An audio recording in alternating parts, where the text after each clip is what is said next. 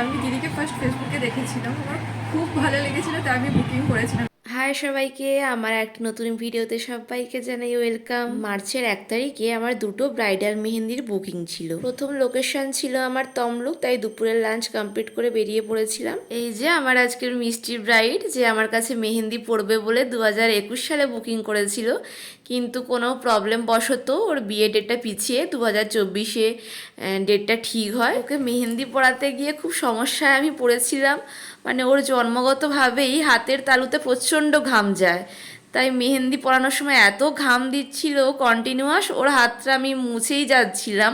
মুছতে মুছতে মেহেন্দিটা পরানো আমি কমপ্লিট করেছিলাম। তালু ডিজাইনটা একটু ফাঁকা ফাঁকা করেছিলাম, যাতে মেহেন্দিটা স্প্রেড না হয়ে একে অপরের গায়ে লেগে যায়। আর এই ডিজাইনটা পুরোপুরি ওর পছন্দের। ওই একটা আমাকে ফোনে ডিজাইন দেখিয়ে বলেছিল, দিদি এরকম ডিজাইনটা করে দিও। তার মধ্যে কিছু থিম আমি নিজের মতো অ্যাড করেছি। ওর তো মেহেন্দিটা ভীষণ পছন্দ হয়েছে। আর তোমাদের কেমন লেগেছে অবশ্যই কিন্তু কমেন্ট করে জানিও।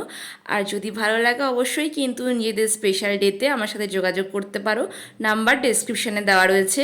আর আমার ভিডিওটি ভালো লাগলে অবশ্যই কিন্তু একটা লাইক আর কমেন্ট করে দিও। আজকের মতো এখানেই টাটা।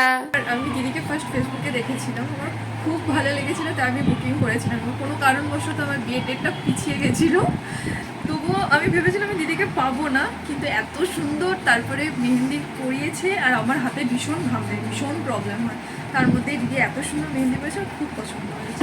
অবশ্যই তোমরা তোমাদের স্পেশাল ডেতে দিদি। Thank you.